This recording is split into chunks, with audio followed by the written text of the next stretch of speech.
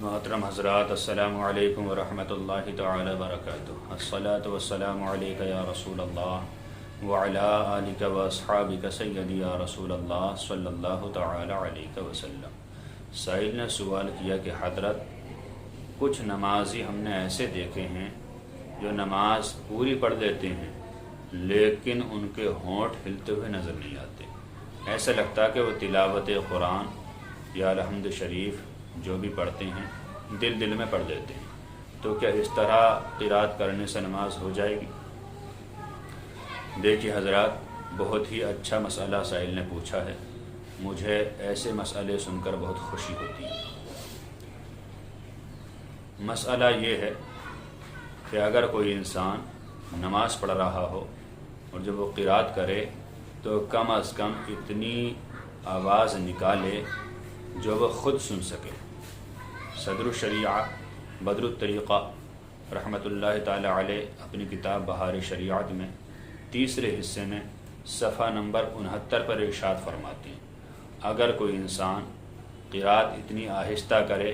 کہ خود بھی نہ سن سکے، اگرچہ اسے یقین ہو کہ وہ الفاظ کو صحیح ادا کر رہا ہو، لیکن اس کی آواز اس کے کان تک نہیں آ رہی ہو، اگر کوئی معنی موجود نہ ہو، یعنی شور و گل نہ ہو رہا ہو، اور ثقل سماعت اسے نہ ہو، بہرپن نہ ہو، اور پھر بھی اتنی آہستہ پڑھ رہا ہو کہ خود کو آواز نہ آ سکے،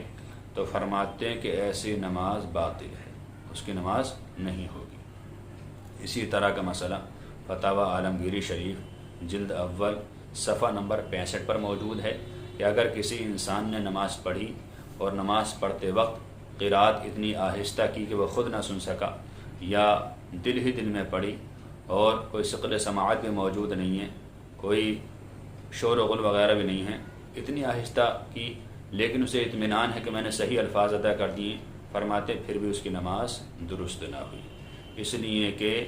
دل میں یہ خیال کرنا میں صحیح پڑھ رہا ہوں یہ قابل قبول نہیں، جب تک کہ زبان سے الفاظ کی ادائیگی نہ ہو، زبان کا اعتبار ہے۔ لہٰذا ہم کو قرات کرتے وقت اس بات کا خاص خیال رکھنا چاہیے کہ اتنی زور سے پڑھیں کہ خود کو آواز آ جائے، اور اتنی زیادہ زور سے بھی نہ پڑھیں کہ پاس کو کھڑے ہونے والے مقتدی کو تکلیف ہو، پریشانی ہو۔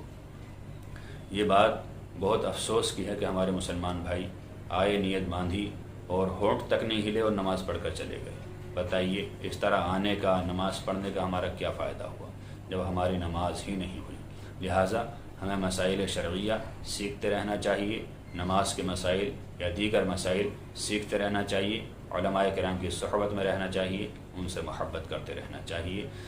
اللہ تعالی سے دعا ہے کہ اللہ تعالی ہمیں صحیح نماز پڑھنے کی توفیق عطا فرمائے۔ السلام علیکم ورحمۃ اللہ تعالی وبرکاتہ، واللہ ورسولہ اعلم بالصواب۔